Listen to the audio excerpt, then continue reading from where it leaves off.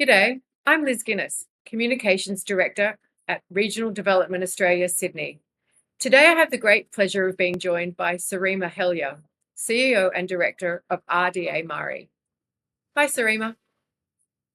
Hey Liz, how are you? I'm great, how are you?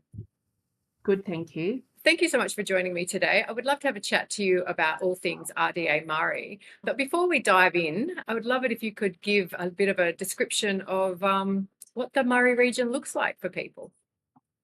I can. Our Murray region is basically our whole Murray River footprint. The RDA for Murray goes from Wentworth in the west, and that borders with South Australia and Victoria, obviously, and all the way across to the Snowy Valleys Shire in the far east. It's a really diverse, agricultural rich lands, desert in the west, and in the east we have a large softwoods and timber industry.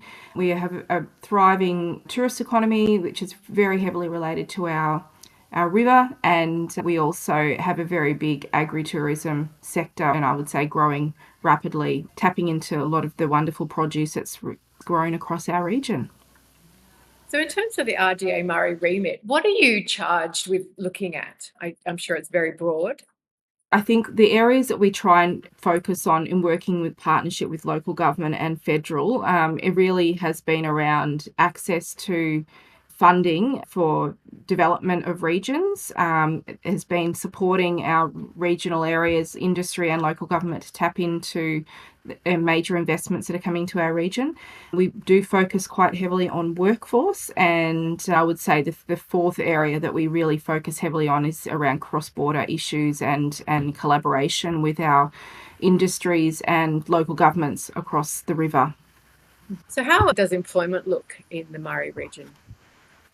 It's really stressed and strained across the whole region. You know, we certainly seeing some major job shortages across our manufacturing, construction, agricultural areas, and in the east, where we have the largest centre, which would be Albury and surrounds, we have a very strained workforce around health as well, which is probably our biggest employer in that east part of the region. Is that because there's a lack of people coming to the region? The population is growing, their housing isn't available to accommodate people. What's the driver there?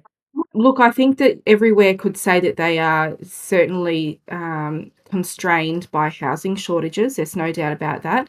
But it hasn't delayed growth of the region in population. We have grown well above the expected levels across our region. So I don't necessarily know if that's it, but when we've got so much investment happening in our region, and particularly major investment. So we have a renewable energy zone in our region.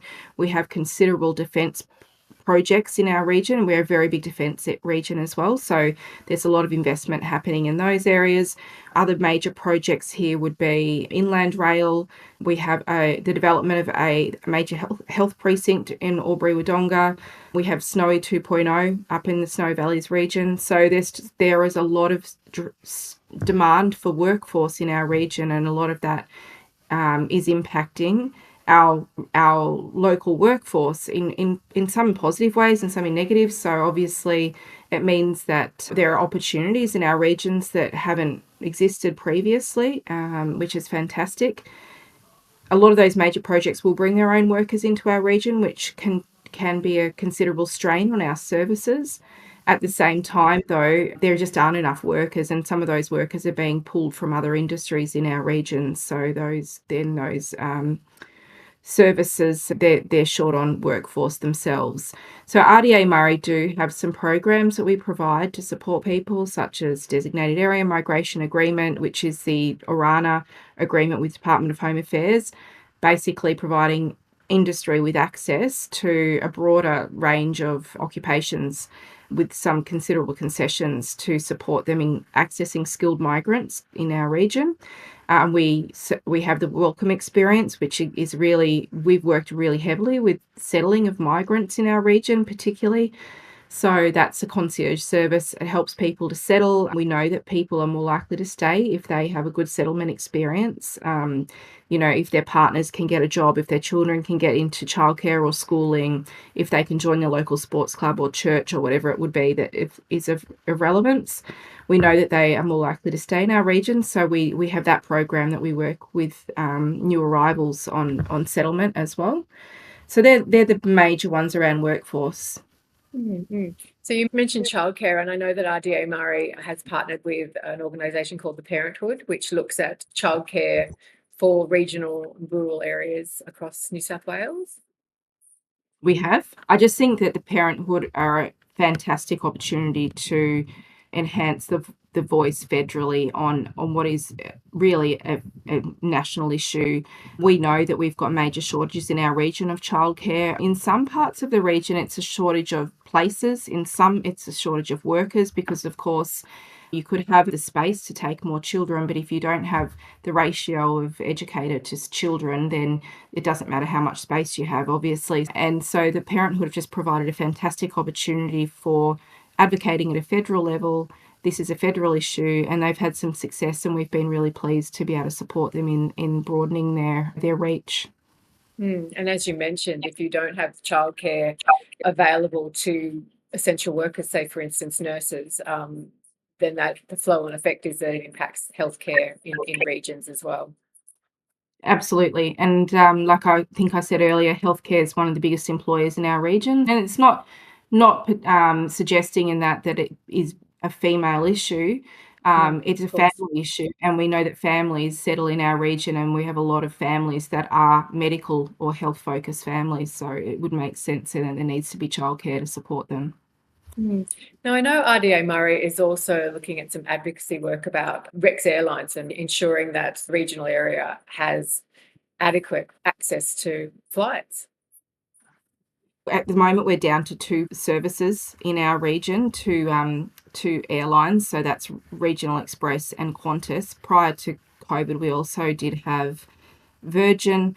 Over the years, we've had other aircraft such as Buzz Airlines, and I can't recall the name of the other one, but ultimately we're down to 2, and without Regional Express, then we're down to 1 airline dominating all of regional Australia, and it's just not sustainable because it doesn't provide the level of competition to our regions that will ensure that there is either suitable pricing or suitable service delivery. So number of flights and time of flights is also really critical. It's not just about regional people wanting to access other areas, it's about other areas, being able to access us, and not just for tourism, but for industry. So for workforce, again, for bringing in healthcare workers, for bringing in specialists that we can't have in our regions permanently. That's really critical. I mean, as it is at the moment, there is no flight out of Melbourne into Albury of a morning until about 10 a.m, which means that if a specialist was about to fly, they'd probably have to fly in the evening, stay overnight to work a full day to get home. Whereas previously they could have flown at the 6 a.m. or 7 a.m. flight, done a full day and got home in the evening. So even such timing scheduling issues as that it just has such a big flow-on effect, because then there's a night of accommodation that has to be factored in at the cost of the health service, and that's another night in hotel accommodation where there's already shortages. So I think it's just important that it's seen to be a bigger issue than just, regional people wanting holiday flights out of our areas. Or indeed just simply bringing tourists in. In terms of RDA Murray, is there anything else you feel you would like people to know that you are, busily working on? I think that there's a lot happening in the cross-border space. We obviously have our neighbours on the other side of the river, Victoria and the RDA RDVs. We are working with some of those partners, and also South Australia actually, on a tri-state economic zone. We're looking at how we can ensure there's greater opportunity, greater efficiency, greater productivity for industries that are within that tri-economic zone, to remove some of the stress and the regulation and the burden of being cross-border, because it is considerable. With regards to some of the workforce programs, we can offer them on one side of the border but not the other. So even in a cross-border business or service such as Albury Wodonga Health, which is the country's only cross-border health service. It is heavily funded by Victoria, but it's located in New South Wales, and it provides service to a catchment of 300,000 people in our region on both sides of the border. We can support the workers that arrive into New South Wales, but we can't support the ones that arrive into Victoria. So that's just an example of where there needs to be greater advocacy around, cross-border issues. We work really closely in RDA Murray with the cross-border commissioners to ensure these issues are being considered at a state and a federal level. So that's just something that's a little bit different that we are constantly confronting at RDA Murray. Well, thank you so much for the snapshot, Sarima, and lovely to chat. Thank you.